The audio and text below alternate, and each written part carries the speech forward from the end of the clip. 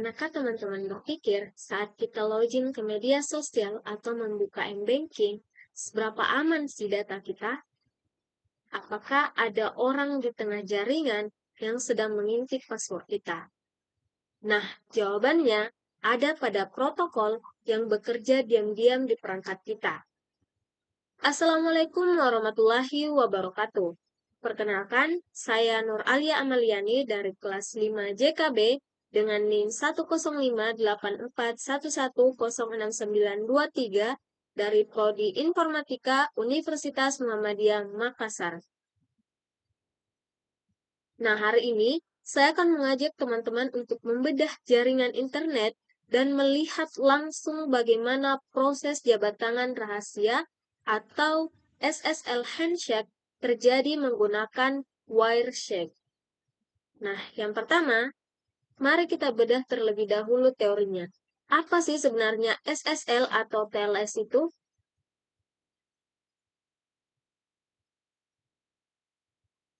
Nah, meskipun sering kita sebut dengan SSL, versi modern yang kita gunakan saat ini adalah TLS atau Transport Layer Security.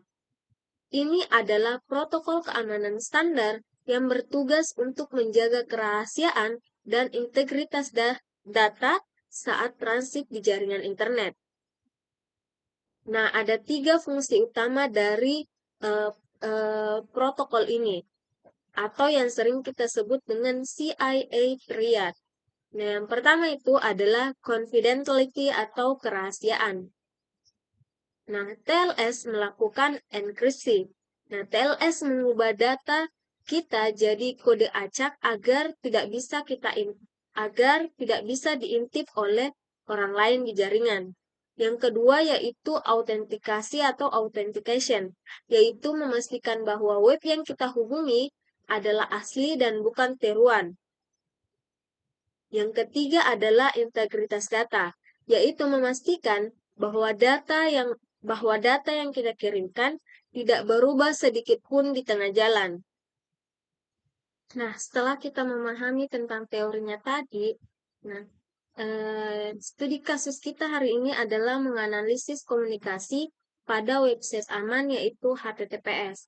Nah, standarnya HTTPS ini berjalan melalui port 443. Masalahnya, port 443 itu ibarat kotak besi yang terkunci rapat, teman-teman. Jadi, isinya itu sudah terenkripsi penuh. Kalau kita capture langsung pakai Wireshark, isinya itu cuma kode-kode acak yang tidak bisa kita baca. Nah, supaya bisa kita baca, kita butuh kunci dekripsinya. Oleh karena itu, saat ini saya akan melakukan teknik SSL keylogin, di mana saya akan memaksa browser di Windows ini untuk menyerahkan kunci sesi enkripsinya kepada saya secara otomatis. Nah, langsung saja. Pertama, kita buat dulu file dokumennya. Di sini kita masuk ke File Explorer.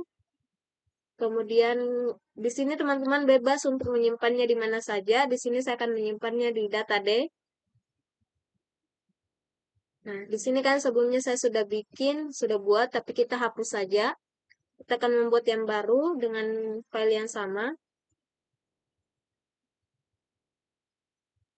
Nah, di sini ada teks dokumen, kemudian kita hapus, kita ubah menjadi SSL keylog, kemudian enter. Nah, setelah kita membuat filenya, kita setting juga di environment, teman-teman. Environment. Nah, karena saya sebelumnya sudah membuat, di sini sudah ada SSL keylog file. Nah, di sini kita hapus saja. Nah, setelah itu kita buat baru. Buat yang sama seperti huruf besar huruf kecilnya, teman-teman ya.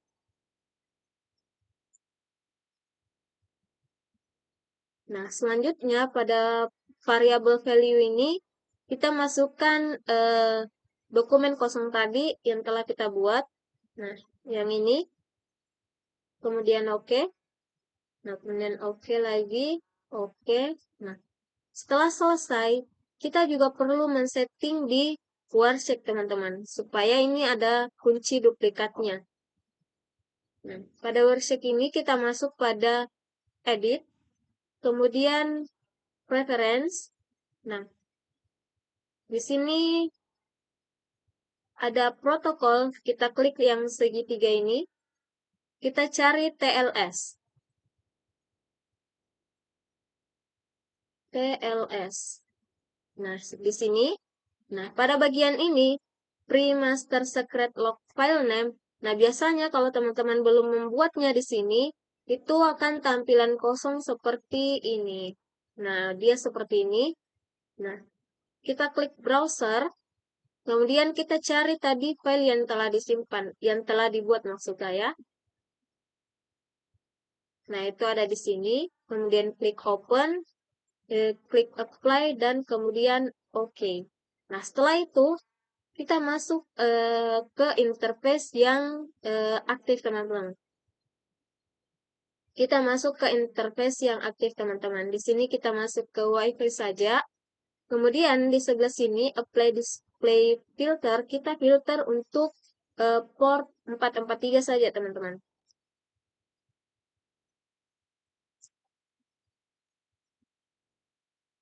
Nah, seperti ini. Kemudian kita start capture. Di sini ada yang sirip biru ini. Nah, setelah tampilannya begini, kita minimize dulu yang ini. Kemudian kita masuk ke bagian browser. Kita pilih Chrome saja. Nah, selanjutnya kita masuk ke web yang ingin kita lihat. Di sini saya akan membuka web NetAcad saja. Klik OK. Nah, lihat teman-teman, ini berjalan terus selama ini loading. Nah, setelah ini loading dan datanya di sini sudah mulai banyak, grafiknya sudah mulai banyak, kita stop. Nah, setelah kita stop, di sini sudah banyak ya teman-teman. Kemudian kita ubah di sini, kita akan melihat proses negosiasinya atau TLS handshake-nya. Nah, seperti ini, kemudian klik enter. Nah, oke teman-teman, di sini akan tampil client hello. Kemudian di sini juga ada server hello. Dan kita cari di bagian ada juga yang sertifikat hello tadi. Sertifikat hello. Nah, ini sertifikat hello. Sertifikat verify finish. Pertama kita akan bahas client hello dulu. Nah, client hello ini maksudnya perangkat saya itu menyapa server, teman-teman. Nah, di sini.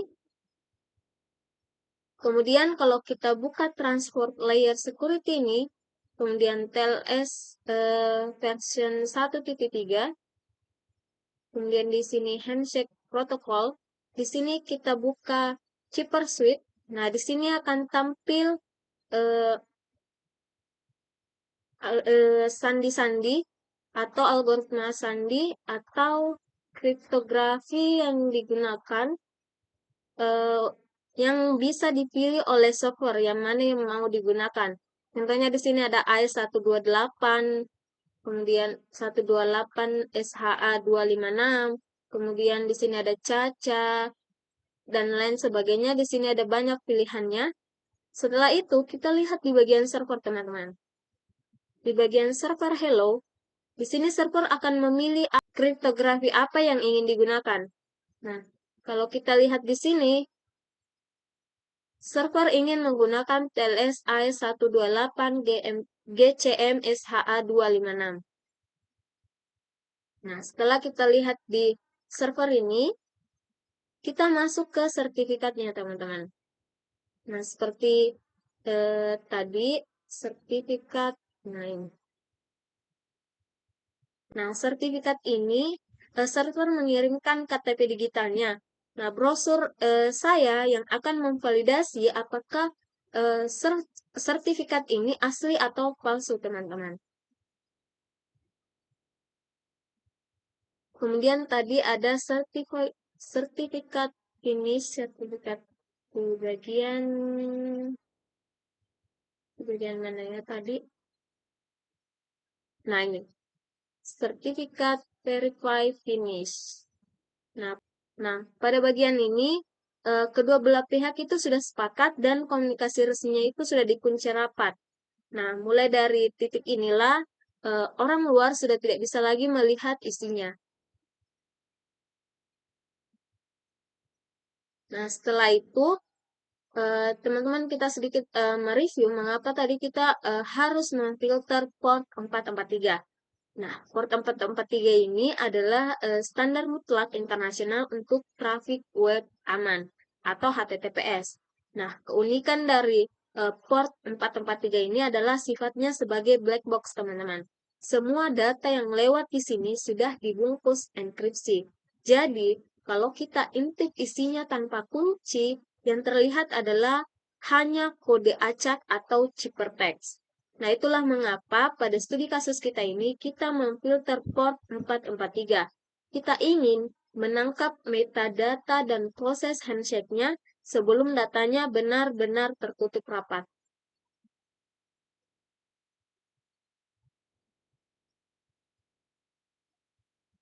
Nah, selanjutnya kita akan membuktikan dekripsinya. Nah, pada bagian filter ini kita hapus, kemudian kita kembali ke TCP port 443, kemudian enter.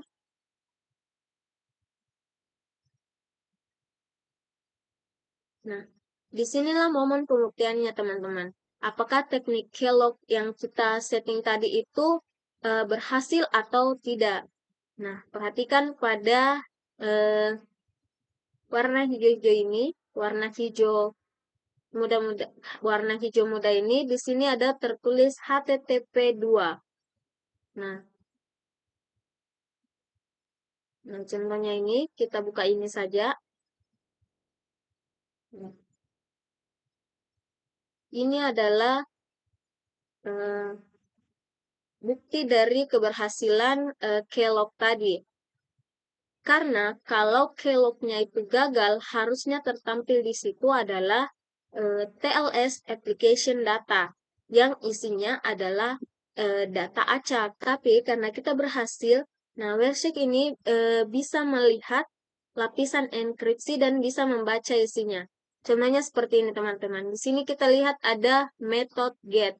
Nah, method get ini kita tahu bahwa user sedang meminta data.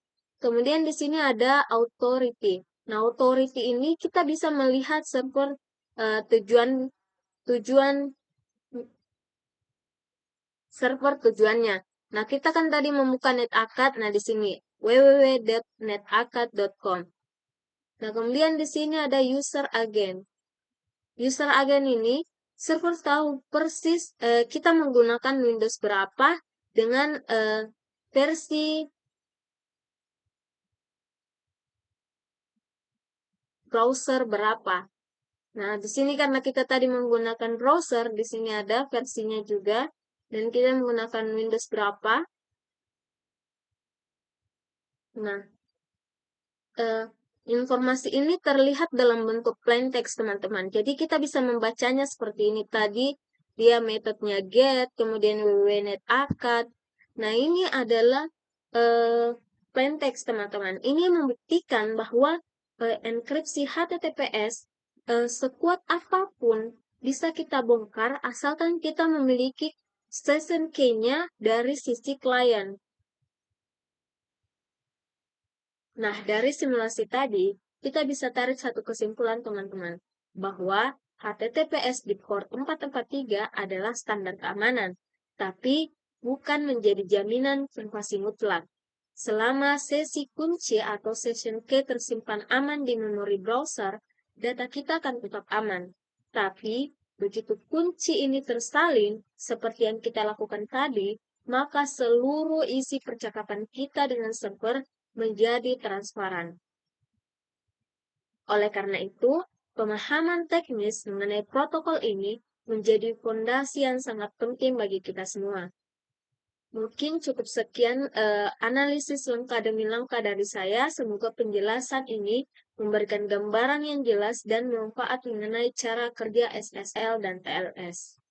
Terima kasih juga atas perhatian teman-teman semua. Apabila ada kesalahan, saya mengucapkan mohon maaf. Mohon maaf. Billahi fi sabilil haq, fastabiqul khairat. Assalamualaikum warahmatullahi wabarakatuh.